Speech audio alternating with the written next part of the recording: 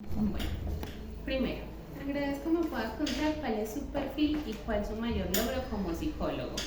Bueno, llevo 13 años de ejercicio profesional, soy psicóloga egresada de la Universidad Católica de Pereira, soy psicóloga especialista en psicoterapia con niños y adolescentes de la Universidad Católica de Pereira también, y actualmente me encuentro cursando los estudios de maestría en la Universidad ISET de México, con doble titulación en terapia cognitivo-conductual y en psicología clínica y de la salud, aunado que terminé la especialización en atención temprana.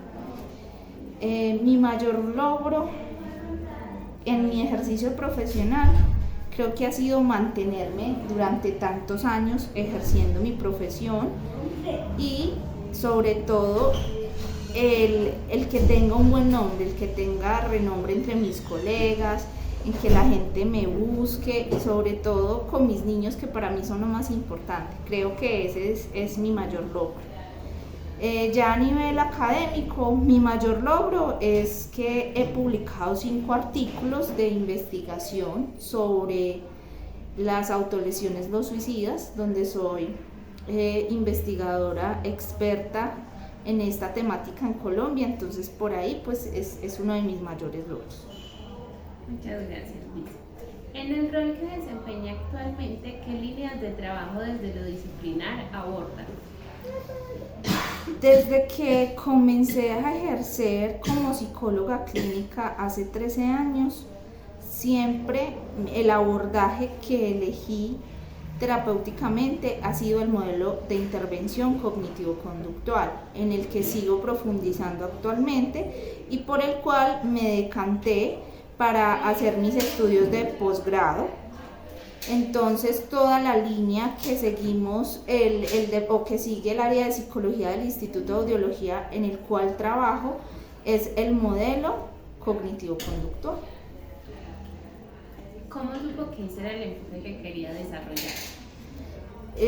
Siempre lo supe desde mi pregrado, porque si bien en la universidad es una universidad pluralista donde se tiene acceso a todos los enfoques, donde los aprendemos todos, el humanista, el psicoanalítico, el social, el educativo, la terapia cognitivo-conductual, la terapia sistémica, pues uno puede profundizar en uno de ellos. Y siempre lo tuve claro porque es un método que está científicamente avalado y que tiene muy bajos costes económicos a nivel de intervención.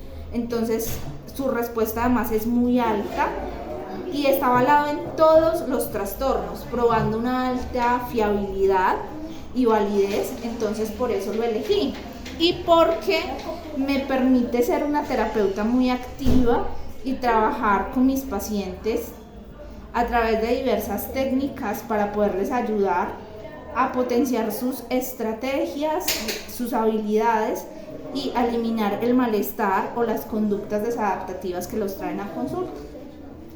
¿Cuáles son las fortalezas del enfoque bajo el cual desarrolla su ejercicio profesional? El modelo cognitivo-conductual, primero, es un modelo que es científicamente avalado. Es un modelo que cuenta con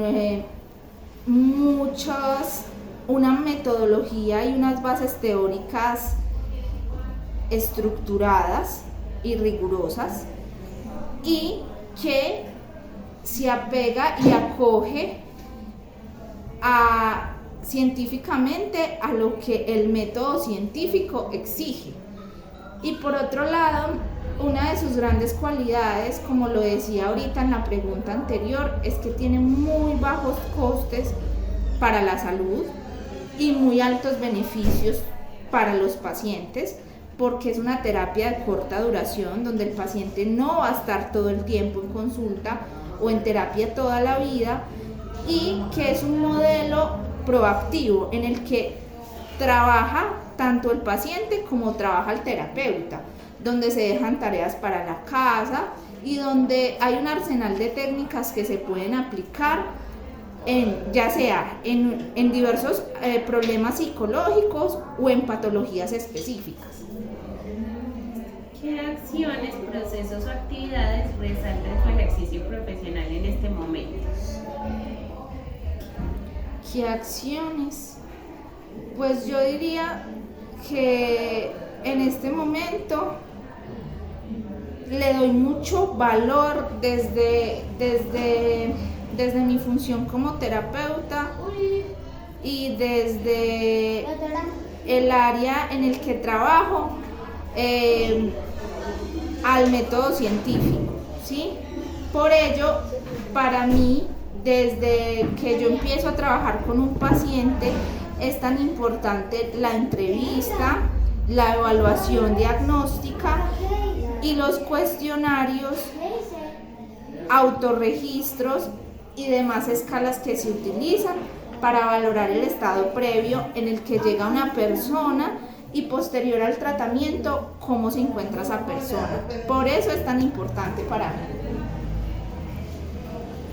Si quiere le puedo dar 3 colores. ¿Desde cuáles modelos y enfoques de la psicología orientan las acciones que desempeña en el campo de la psicología? Solo oriento mis acciones desde el modelo de intervención cognitivo-conductual.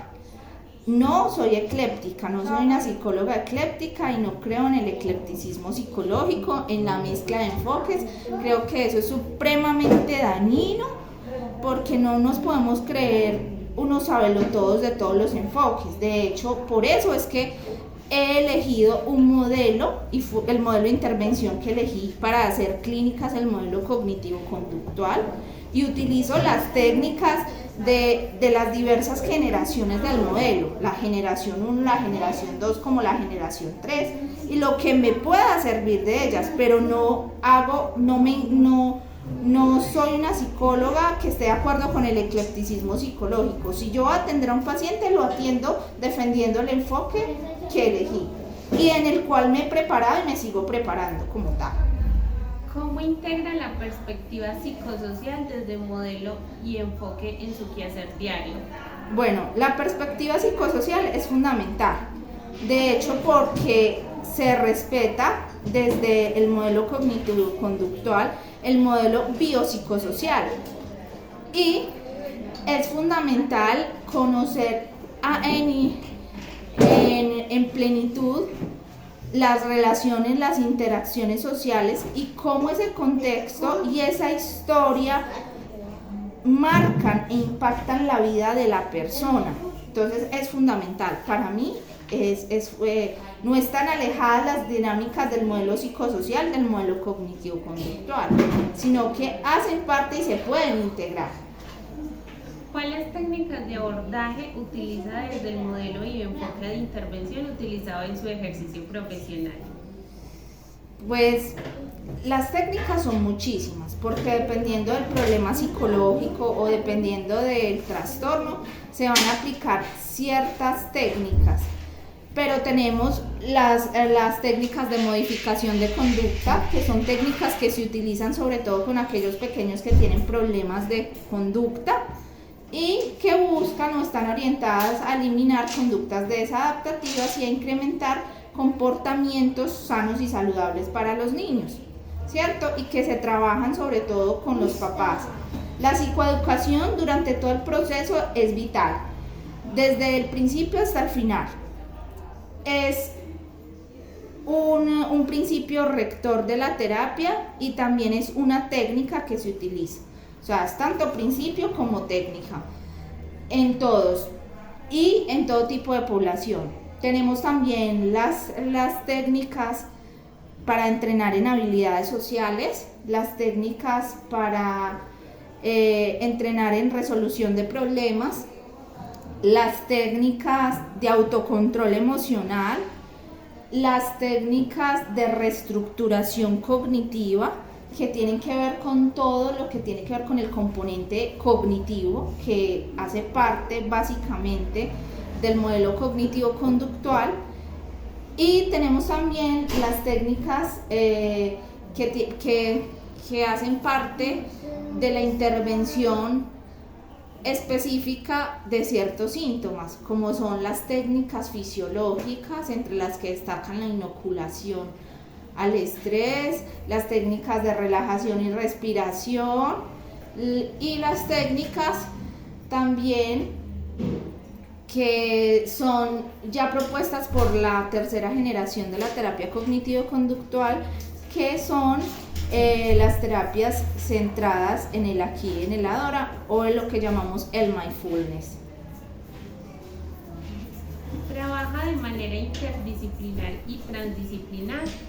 Sí, ese es un principio rector de la terapia cognitivo-conductual y es un principio rector de la institución para la cual laboro. De hecho, trabajamos interdisciplinarmente porque tenemos pacientes en común. Entonces el diálogo de saberes es fundamental porque primero me permite nutrirme de las otras áreas del conocimiento para saber cómo se está abordando la problemática del paciente, y en segundo lugar porque me permite a mí aportar desde mi conocimiento al saber de los otros profesionales para que lo podamos integrar en ese gran proceso de intervención de nuestro paciente para que tengamos un mejor pronóstico y que el curso y los resultados al final sean positivos.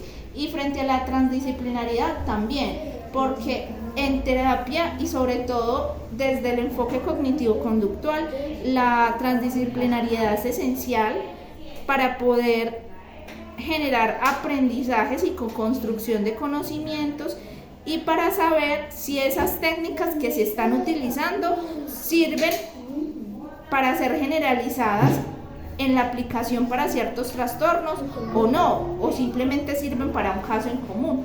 Y porque también me permiten mirar si esos avances que yo he tenido con ese paciente, otras personas los han tenido, qué técnicas les han servido para avanzar a ellos, o si yo tengo otras técnicas, les ofrezco a ellos ese conocimiento que yo tengo para que ellos puedan avanzar también. ¿Qué aspectos éticos de la psicología son los más relevantes en su campo de acción? Yo creo que todos los aspectos éticos son fundamentales, pero el más importante, la confidencialidad, es un principio rector. El respeto por los pacientes, sea quien sea mi paciente, y sobre todo yo que soy terapeuta de niños, es esencial mi respeto por ellos, por la escucha activa, y el uso responsable también de las técnicas que yo utilizo con cada uno de mis pacientes. ¿Eso qué implica? Que haga buen uso de los cuestionarios, de las pruebas psicométricas y de todo el material que yo les aplique a mis pacientes y del que yo tenga conocimiento y haga uso de ellos. ¿Qué recomendaría a futuros profesionales de la psicología desde este campo? Primero, yo veo que actualmente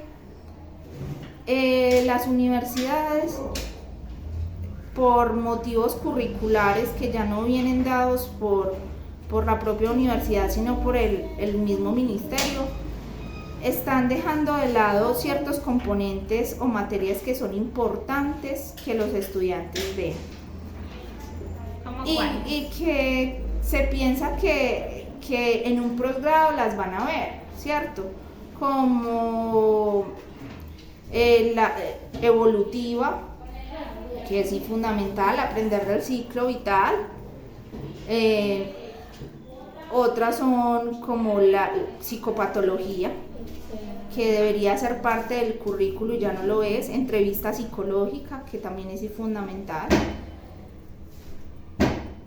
Y pienso que muchas cosas que entonces el Ministerio de Educación ha dado por hecho de que ya no las debemos aprender en el pregrado, sino que se cubren en el posgrado, pues es una mentira, porque es fundamental saberlo. Pues yo, gracias a Dios, tuve la oportunidad de ser de la generación que pude tener acceso a esas materias y muy buenas, a tener un currículo muy bueno.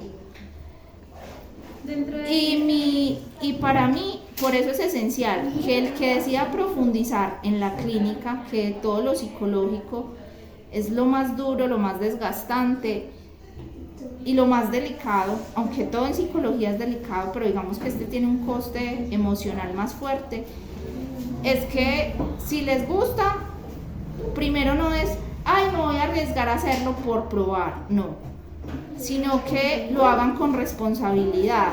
Y ser responsable en el ejercicio de este campo implica estudiar, y mucho, implica que hagan posgrados, implica que estudien todo el tiempo, que investiguen. ¿Usted asiste al psicólogo? De hecho, todo el que ejerce clínica o el que sea terapeuta desde el enfoque clínico que haya elegido debe asistir al psicólogo, es un requisito. Yo asisto cada 8 días sagradamente a terapia los días martes. Listo. Dentro de los diagnósticos, ¿cuáles son los más relevantes en los niños? Dentro de los diagnósticos, los más relevantes en los niños, tenemos los trastornos comportamentales, y entre los que destacan el trastorno de la actividad de la atención, que es el más preponderante y más predominante. Un problema psicológico común en los más chiquitos son los problemas de crianza, los problemas de aprendizaje o los trastornos mixtos de las habilidades escolares y la discapacidad cognitiva. Muchísimas gracias. Con muchísimo gusto. Bueno, y en los adolescentes, los trastornos de ansiedad y la depresión.